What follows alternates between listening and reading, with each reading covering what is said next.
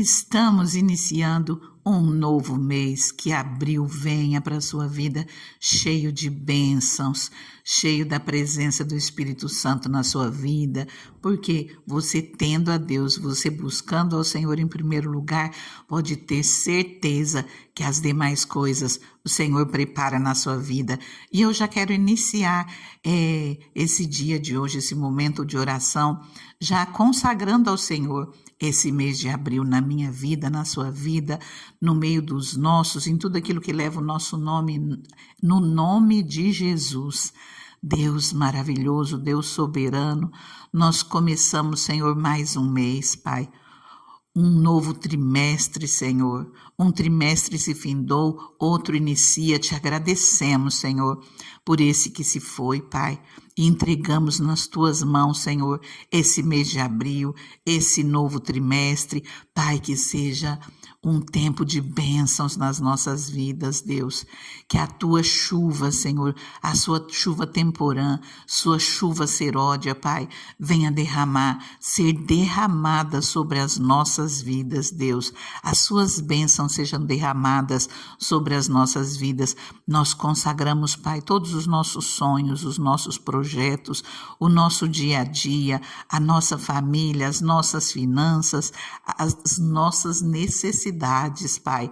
Nós entregamos tudo a Ti, Senhor, e cremos, Pai, no Teu cuidado conosco. Nós cremos, Pai, nas Tuas bênçãos. Nós cremos, Deus, no Teu infinito amor. Amém? Toma posse, creia, o Senhor é contigo. Quando nós confiamos nele de todo o coração, o Senhor nos surpreende, o Senhor faz coisas maravilhosas. O nosso Deus é o Deus do impossível. Eu estou aqui lendo uma palavra no livro de Jó, onde Deus operou o impossível, onde Deus mostrou a Jó o poder dele, aquilo que ele podia fazer além da sua infinita grandeza. E eu quero ler um trechinho com você no livro de Jó, no capítulo 32, uma passagem onde Eliú está falando. A partir do versículo 13, diz assim: Por que você se queixa a ele, de que não responde às palavras de homens? Pois a verdade é que Deus fala, ora de um modo, ora de outro, mesmo que o homem não o perceba, em sonho ou em visão durante a noite, quando o sono profundo cai sobre os homens e eles dormem em suas camas. Ele pode falar aos ouvidos deles e aterrorizá-los com advertências para prevenir o homem das suas más ações, livrá-lo do orgulho, para preservar da cova a sua alma e a sua vida da espada. Ou o homem pode ser castigado no leito de dor com os seus ossos, em constante agonia, sendo levado a achar a comida repulsiva e a detestar na alma a sua refeição preferida. Já não se vê sua carne, seus ossos, que não se viam agora aparece, sua alma aproxima-se da cova, e sua vida dos mensageiros da morte. Queridos, essa aqui é uma fala de Eliú para Jó. Essa passagem, ela nos mostra como nós não devemos julgar, assim como Eliú e os seus amigos fizeram com Jó, sem conhecimento de tudo, sem serem oniscientes, porque só Deus é onisciente. E eles falaram demais, assim como nós fazemos muitas vezes. Por isso nós devemos apenas orar, perdoar, levar uma palavra de consolo. Assim como o capítulo 42 nos mostra, assim como ele nos dá a entender que seria o que deveriam ter feito Eliú e os seus amigos. Inclusive, alguns até questionam quantas palavras de bênçãos nesse canal, quantas palavras de bênçãos essa pastora fala. Deus, ele me chamou porque ele te ama. Ele me chamou para te levar uma palavra de consolo. Ele me chamou para consolar, para confortar, para encorajar. Porque ele ama a sua vida. Ele ama você. Você é importante para o Senhor. Mesmo que as circunstâncias estejam difíceis, não desanima, continua caminhando, continua marchando, seja forte, confia no Senhor. Não tira os teus olhos do Senhor, coloca os teus olhos nele. E mesmo em meio às lutas, mesmo em meio às adversidades, mesmo que as circunstâncias estejam extremamente difíceis, coloca os seus olhos em Deus, não deixe que o inimigo te confunda. Esse livro de Jó, ele mostra exatamente isso. O inimigo, por meio das circunstâncias da vida, ele aproveita as circunstâncias, ele vai atacando cada vez mais. O inimigo das nossas almas, ele vem contra a palavra de Deus para desmerecê-la na vida daqueles que creem no Senhor.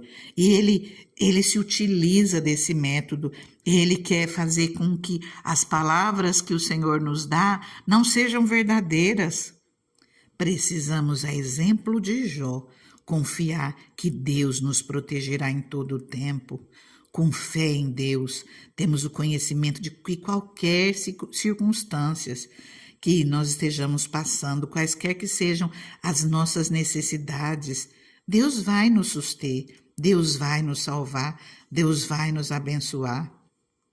Assim como na história de Jó, se você confiar no Senhor, a vitória é apenas questão de tempo, questão de confiança no Deus do nosso livramento, no Deus da nossa salvação. A Bíblia, ela nos relata que Jó era um homem justo, um homem de conduta impecável. O inimigo desafiou a Deus. Estende a tua mão, fere tudo o que ele tem e com certeza ele amaldiçoará na tua face. E a alegação do inimigo era que Deus havia abençoado tanto Jó, que naturalmente ele seria irrepreensível por conta disso. Mas que se fosse removido o escudo de proteção para que ele, o inimigo, atacasse o patriarca, esse certamente se rebelaria contra Deus e o amaldiçoaria. Deus aceitou o desafio do inimigo e autorizou. O inimigo foi autorizado a atacar Jó do mesmo modo que costumava atacar as pessoas, pelas circunstâncias da vida. O inimigo foi autorizado porque aquele que serve ao Senhor e que busca a Deus, o inimigo não pode tocar. Ele pode até tentar, mas ele não é bem-sucedido. Se nós não tivermos brecha, se nós não dermos legalidade, o inimigo ele não tem direito sobre as nossas vidas. Nós oramos, clamamos a Deus, pedimos socorro e o Senhor ele nos livra de todo mal. E Jó viveu uma sucessão rápida de desastres. Ele perdeu os bens terrenos, os filhos, a saúde, a compreensão da própria mulher. Ele também teve de contender com o julgamento dos seus amigos que o acusaram de pecado. Jó perdeu tudo que possuía, exceto a sua fé em Deus.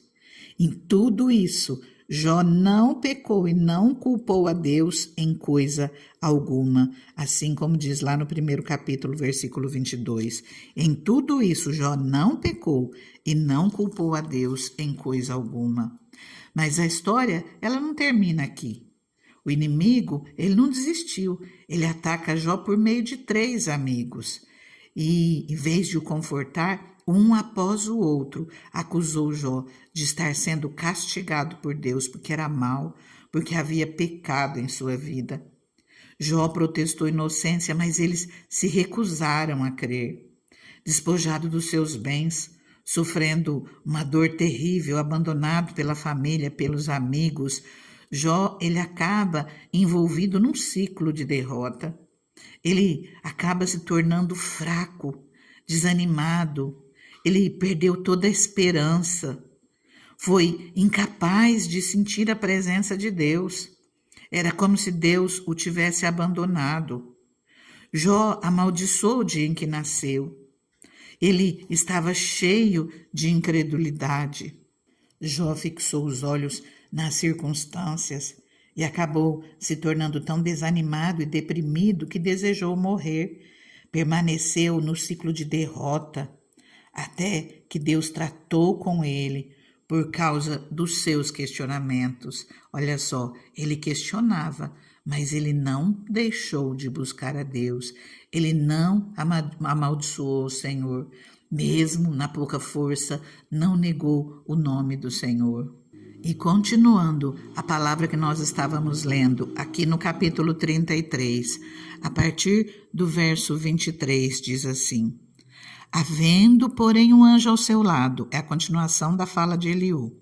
Havendo, porém, um anjo ao seu lado como mediador dentre mil, que diga ao homem o que é certo a seu respeito, para ser-lhe favorável e dizer, poupa-o de descer a cova, encontrei resgate para ele. Então sua carne se renova, voltando a ser como de uma criança, ele se rejuvenesce. Ele ora a Deus e recebe o seu favor. Vê o rosto de Deus e dá gritos de alegria. E Deus lhe restitui a condição de justo. Depois ele vem aos homens e diz, pequei e torci o que era certo. Mas ele não me deu o que eu merecia.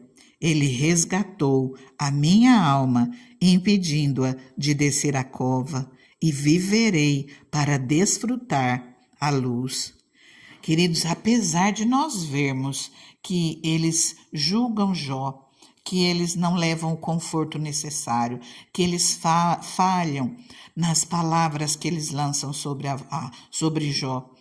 Aqui, apesar de estar falando de um anjo, naquela época, no Antigo Testamento, não havia o Espírito Santo como nós temos hoje. Hoje nós temos o Espírito Santo ao nosso lado. E aqui ele vem e ele fala que se nós nos arrependermos, se nós buscarmos ao Senhor, essa palavra ela é válida para as nossas vidas, porque isso é verdade. Se nós clamarmos ao Senhor, se nós buscarmos, se nós orarmos, se nós pedirmos perdão pelas nossas falhas, se nós voltarmos ao caminho que o Senhor quer que nós andemos, eu não sei se você está firme ou se de repente você está longe dos caminhos do Senhor, mas creia, se você buscar o Senhor, Ele abençoe, assim como diz aqui. Ele ora a Deus e recebe o seu favor. Vê o rosto de Deus e dá gritos de alegria, e Deus lhe restitui a condição de justo. Pois ele vem aos homens e diz, pequei e torci o que era reto, que nós possamos ir a Deus e clamar ao Senhor e dizer, pequei, porque eu torci o que era certo. Mas o Senhor, Ele não me deu o que eu merecia. O Senhor resgatou a minha alma, impedindo-me de descer a cova, e viverei para desfrutar a luz. E a palavra nos diz, aqui no capítulo 42 de Jó, no versículo 2, que o Senhor, Ele mudou o último estado de Jó, Ele deu em dobro tudo quanto tinha antes. Mas outro momento a gente trata desse tema. Hoje eu quero falar para você, coloque os seus olhos em Deus, coloque os seus olhos em Deus porque Ele transforma a sua história, Ele transforma a sua vida. Não olhe para as circunstâncias, não olhe para os problemas, mas que você coloque os teus olhos em Deus, mesmo que as circunstâncias estejam muito difíceis. Não desanima, continua marchando, seja forte, confia no Senhor, coloque os teus olhos em Deus e não nos problemas, e você verá mais uma vez a bondade de Deus. Começa orando comigo e continua. Deus maravilhoso, Deus soberano, eu coloco, Pai, essa vida que está aqui, Senhor, ouvindo essa palavra até agora, Pai. E se ela está aqui ouvindo até agora é porque ela precisa do teu socorro, Pai. Ela precisa da tua bondade, ela precisa da tua mão, Senhor, agindo em favor dela. Senhor, meu Deus, muda as circunstâncias, Pai. Senhor, quantas lutas, quantas dificuldades, Pai. Senhor, levanta essa pessoa com renovo nesse momento, Pai. Levanta essa pessoa com ânimo, Pai.